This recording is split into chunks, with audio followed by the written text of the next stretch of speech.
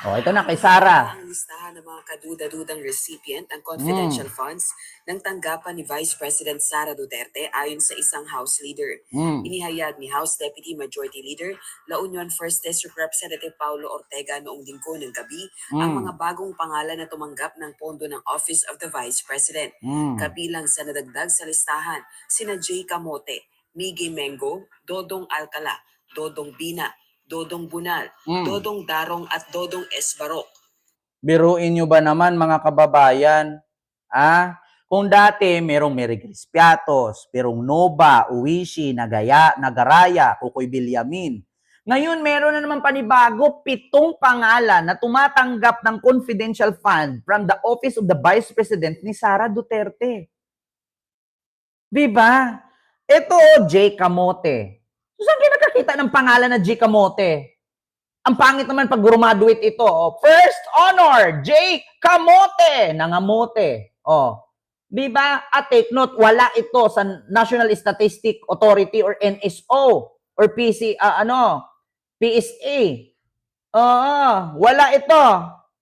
Pangalawa, Miggy Mingo. May mango na, may kamuti pa. Dudong Bina. Binakol. Dudong Bunal. Utang inang mga kamuti na to. Dudong Darong at Dudong Barok. Imposible naman lahat ng tumanggap. 4, puro dudong. Aba, magkambal yata to. Quadruplets. 5 dudong. Dudong Bunal, Dudong Barong, Dudong Barok, Dudong Alcala, Dudong Binya, Miggy Mingo, G. Camote. Utang inang mga pangalan na to. Nakakapagmura din na tayo sa wakas.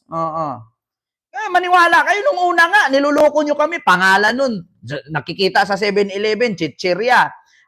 Unang pangalan, Mary Grace Piatos, tapos Nova, Uwishi, Nagaraya. Klaro-klaro sa 7-Eleven lang nakikita. Tapos ngayon, ito na naman, J. Camote. Putang ina Camote. Miggy Mango. Makikita mo na naman ito sa mga milk teahan. Dudong Alcala. Nako, Mayor Mark Alcala ha. Baka madawit ka dito, Mayor Mark Alcala. Dudong Alcala pa naman nakalagay dito. Dudong Bina. Binayok. Binakol. Binayok. Dudong Bunal. Ibig sabihin ng Bunal sa Bisaya, Bunal sa Tagalog, pamalo. Dudong Bunal. Dudong Barong. Darong. Darong na naman. Darong Torn. Tapos Dudong Barok. Pangit na putang ina. Itong mga pangalan tatanggap ng confidential fund. Confidential fund. Tapos yung pangalan, Dudong Bunal, Dudong Barong, Dudong Barok, Dudong Alcala, Dudong Binya. Putang inang yan. Di ba? Ito talaga ako natawa sa mga dudong eh. Ako tanggap ko pa tong G. Camote at Miggy Mingo eh. Pero itong dudong, 5 dudong, kakaiba na ito. Di ba? Kaya kailangan nyo nang i-proceed itong impeachment na to.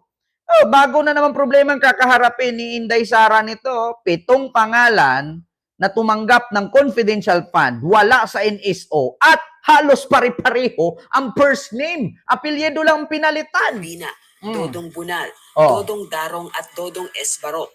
Gaya ni Mary Grace Piatos, walang record ang mga ito sa Philippine Statistics Authority o PSA. Naniniwala si Congressman Ortega, mahihirapan si Vice President Sara Duterte na ipaliwanag ito oras na mag-umpisa ang impeachment trial. Mahihirapan talaga siya magpaliwanag dito. Bakit? Paano mo, puro dudong.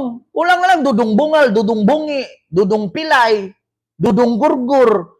Mahihirapan talaga. Alam niyo, totoo lang mga taong bayan, pinagluluko na tayo nito eh. Hindi, mga DDS, hindi pa ba kayo nagigising dito? Hindi porket salitang confidential ay confidential, kailangan natin malaman taong bayan kung saan napunta ang budget.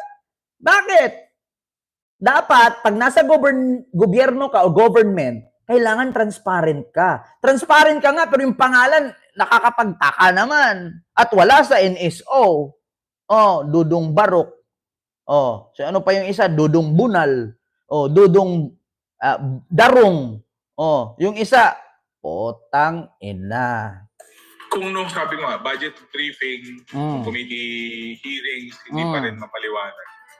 Paano na lang doon sa impeachment court? So, di ba?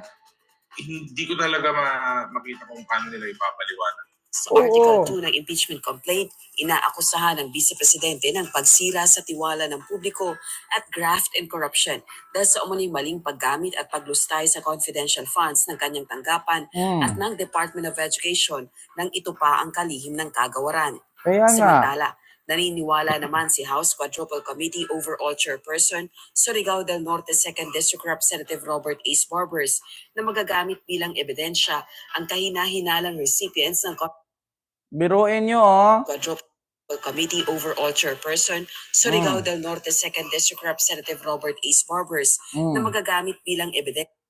Magagamit bilang ebidensya. Tignan nyo ba naman yan, no? 7 pangalan tumatanggap mula sa confidential fund ni Inday, halos parehong dudong. Oo. Ayan o, tinakpan lahat. 2, 4, 6, 8, 9, 10. 10 nga pala yan eh. Oh, ayan.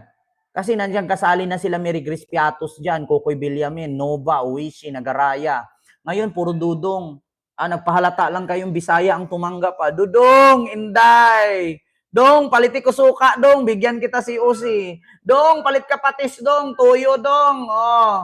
Dong, palit ka bitchin, asin, dong. Magic sarap, dong. Dong, nor pork cubes, dong. Oh, ganyan. Dodong. Putang inang dodong na yan. Ang pinagagawa niyo sa gobyerno ng Pilipinas. Nagluloko niyo na kami taong bayan. Siya ang kahina-hinalang recipients ng confidential funds sa nakabinbing impeachment trial. There seems to be a lot of names that have been used that are fictitious.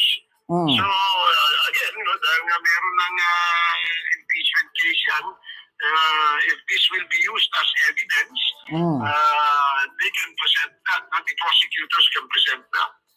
Posibleng sa July 30 pa simulan ang Senate impeachment trial ni VP Duterte. July 30, nung nakaraan, June 2. Ano ba talaga? Ang sabi June 2, ngayon July na naman. Buti pa yung investigasyon ni Duterte, April eh. Yeah.